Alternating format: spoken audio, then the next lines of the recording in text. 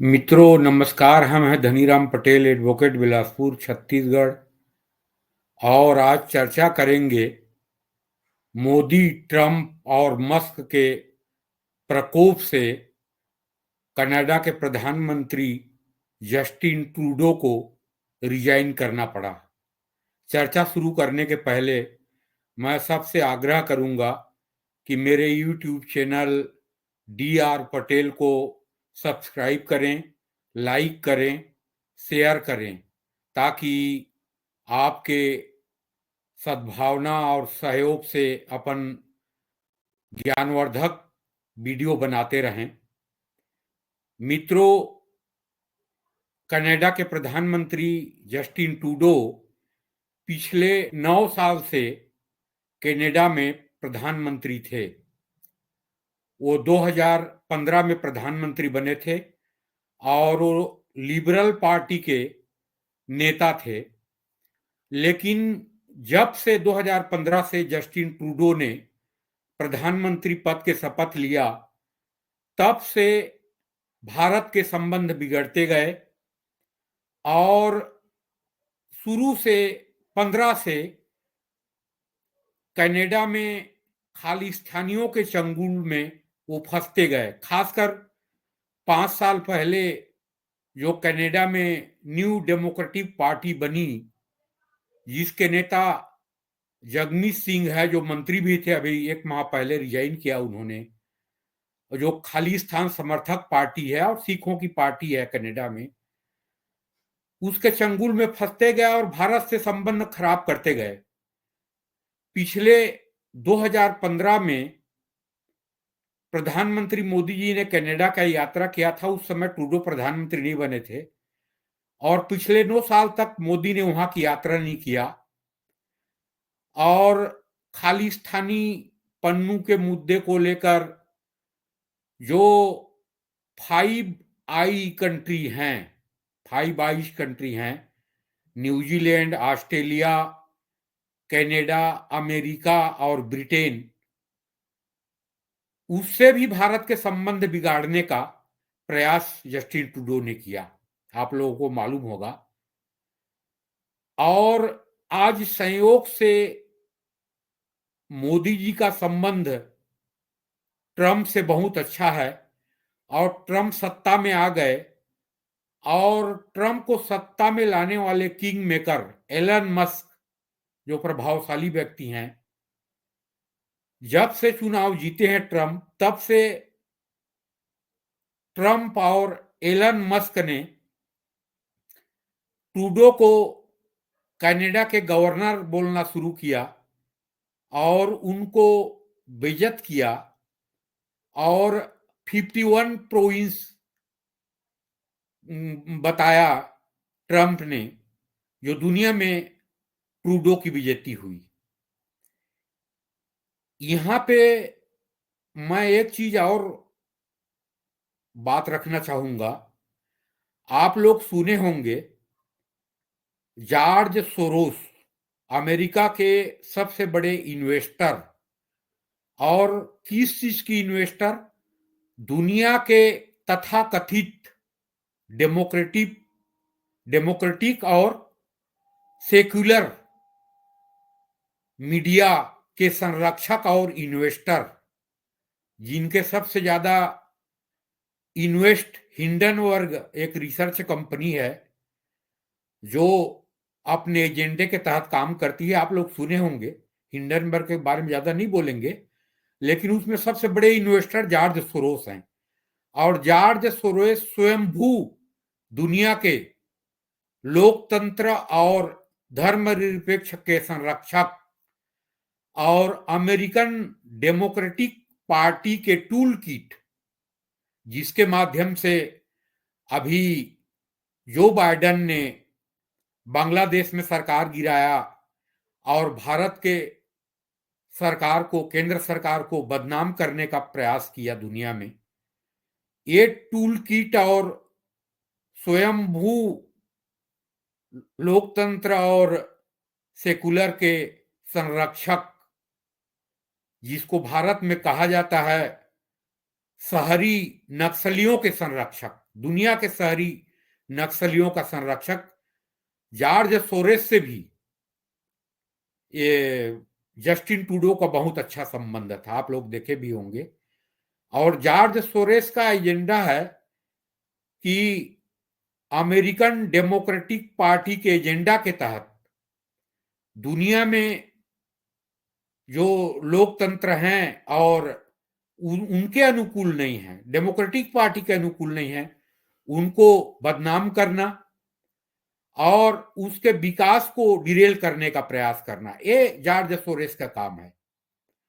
और George Soros ने अभी महत्वपूर्ण भूमिका कनाडा में उसके संबंध के रहते जस्टिन ट्रूडो के संबंध के साथ निभाया और दुनिया में जस्टिन ट्रूडो को बदनाम किया। और मोहम्मद यूनुस जो सीईओ हैं अभी एडवाइजरी कमेटी के हेड बांग्लादेश में, उसको भी प्रधानमंत्री बनाने में Joe Biden democratic party America के टूल किट के रूप में काम किया था। इसमें यहां तक मीडिया में कहा जाता है कि नोबेल प्राइज कमेटी है, उसके जूरी को भी ये आदमी प्रभावित करता है अपने मीडिया के माध्यम से, अपने इन्वेस्ट के माध्यम से, ऐसे आरोप लगाया जाता है जॉर्ज सोरेस के ऊपर। और पिछले 9 साल में भारत और कनाडा के संबंध बहुत खराब हो गए और जो स्टूडेंट कनाडा जाते थे, जो इन्वेस्टर कनाडा जाते थे, एक खालिस्तानियों के समर्थन और संरक्षण के कारण, ट्रूडो के कारण कनाडा में भारतीय लोगों ने इन्वेस्ट करना छोड़ दिया, भारतीय स्टूडेंटों का जाना कम हो गया और आज कनाडा में इंडियन डायस्पोरा लगभग 6% है टोटल पॉपुलेशन के, जिसमें 2.5% सिख और 3.5% लगभग हिंदू हैं। और अभी लिबरल पार्टी के प्रधानमंत्री पद के दावेदारों में एक अनीता आनंद नाम के महिला है जो लिबरल पार्टी के महत्वपूर्ण नेता, परिवहन मंत्री हैं। अभी तो जस्टिन ट्रूडो के कार्यों के कारण ट्रूडो का हारना लगभग निश्चित है, लिबरल पार्टी का हारना निश्चित है, सभी सर्वे में बता रहे हैं। और सभी पार्टी नेताओं के दबाव में जस्टिन ट्रूडो ने प्रधानमंत्री पद से कल रिजाइन देने की बात कहा है। अभी रिजाइन, इंटरिम प्रधानमंत्री वही है, कार्यकारी प्रधानमंत्री। चुनाव होगा लिबरल पार्टी के नेता के, उसके बाद प्रधानमंत्री का रिजाइन एक्सेप्ट किया जाएगा।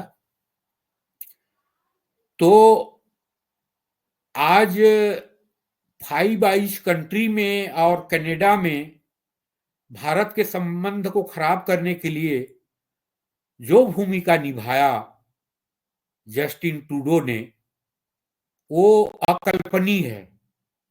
आज कनाडा की ग्रोथ रेट लगभग 1.5% है और कनाडा और भारत के जो ट्रेड अभी लगभग $9 बिलियन के है, उसमें भी कमी आ रही है। तो कनाडा के जो प्रबुद्ध लोग हैं, कंजर्वेटिव पार्टी जो मुख्य विपक्षी पार्टी है उसके लोग हैं, सबने सोचा कि ट्रूडो के चलते भारत और कनाडा के संबंध खराब होंगे और भारत और कनाडा के ही संबंध खराब नहीं होंगे, उसके साथ साथ कनाडा के संबंध अमेरिका से भी खराब हो रहे हैं। अभी देखे होंगे ट्रंप ने शपथ लेने के पहले कहा है कि कनाडा के खिलाफ मैं 25% टैरिफ लगाऊंगा और 25% टैरिफ लगा दिया। और वो लगेगा तब जब जस्टिन ट्रूडो जैसे पीएम रहेंगे तो लगाएगा ट्रंप। तो समझ लो कि वहां की इकोनॉमी कोलैप्स हो जाएगा, डिरेल हो जाएगा। और हो सकता है कि दूसरे लिबरल पार्टी के दूसरे नेता के प्रधानमंत्री बनने के बाद ट्रम्प टेरिफ ना लगाएं। और खासकर आज मैं एक चीज बताना चाहूंगा कि ट्रम्प के बारे में जो मीडिया, यहाँ के भारत के मीडिया, दोनों के मीडिया, दुनिया की मीडिया ये बोल रही है कि ट्रम्प के शासन में आने के कारण भारत के और अमेरिका के आर्थिक संबंध खराब हो जाएंगे, टेरिफ लगाएंगे। देखिए, ट्रम्प जानते हैं और एलोन मस्क भी जानते हैं कि दुनिया में सुपर पावर के स्टेटस को मेंटेन रखने के लिए अमेरिका को भारत से संबंध अच्छा रखना जरूरी है। भारत से संबंध अच्छे नहीं रखेंगे तो समझ लीजिए अगले 10-15 साल में यूएसए के जो सुपर पावर के स्टेटस है दुनिया में, वो भी खत्म हो सकती है। क्योंकि इंडियन डायस्पोरा जो है अमेरिका में, वो यहूदियों के बाद दूसरे नंबर पे है। चाहे वो एक इन्वेस्टर के रूप में हो या अमेरिका के जितने भी प्रमुख आर्थिक संस्थान हैं, व्यापारिक घराने हैं, उसके सीईओ हों, सभी क्षेत्रों में उनके महत्वपूर्ण योगदान है। और पर कैपिटा इनकम में यहूदियों के बाद दूसरे नंबर पे इंडियन कम्युनिटी के लोग हैं। तो ये कह रहे हैं कि भारत के खिलाफ टेरिफ लगाएंगे ट्रम्प, ये संभव ही नहीं है। आप देखना, भारत को साथ लेके ही चलेगा अमेरिका। और ट्रम्प की जो पॉलिसी है वो प्रैक्टिकल है। वो ये जो जॉर्ज सोरेस और जो बाइडेन जैसे ये जो लिब्रांडू पॉलिसी है, तथाकथित डेमोक्रेटिक डेमोक्रेटिक और सेकुलर पॉलिसी, जो दुनिया में शहरी नक्सल को प्रोत्साहन देने वाली पॉलिसी है, वो पॉलिसी नहीं रहेगी, वो प्रैक्टिकल रहेगी। हाँ, चीन के खिलाफ उनका टेरिफ लगेगा क्योंकि ट्रेड बैलेंस एक तरफा चीन के फेवर में है, मैं जो जिसको कई बार बता चुका हूं। तो ट्रम्प के जब 20 जनवरी 25 को शपथ लेंगे राष्ट्रपति के रूप में, तो आप मान के चलिए भारत के और अमेरिका के संबंध, मेरा अनुमान है, जैसे एक प्रैक्टिकल एडमिनिस्ट्रेटर हैं ट्रम्प, तो संबंध मजबूत होंगे, राजनीतिक संबंध मजबूत होंगे, आर्थिक संबंध मजबूत होंगे और ट्रेड भी बढ़ेगा। लेकिन यहां पे एक चीज है, मैं आपको बता दूं कि ये ब्रिक्स करेंसी और फला ढिमका की बात भारत करेगा, उस स्थिति में संबंध खराब होंगे। और मैं एक चीज और कई बार बोल चुका हूं, ये ब्रिक्स करेंसी के बनने का मतलब है कि चाइना के आर्थिक प्रभुत्व को स्वीकार करना।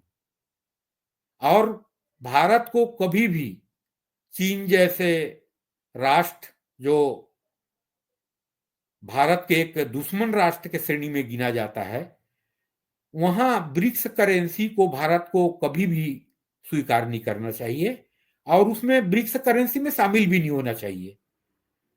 भारत और अमेरिका की जो ट्रेड है, ट्रेड बैलेंस भारत के पक्ष में है, व्यापारिक संतुलन भारत के पक्ष में है, वो भी लगभग 35 बिलियन डॉलर के।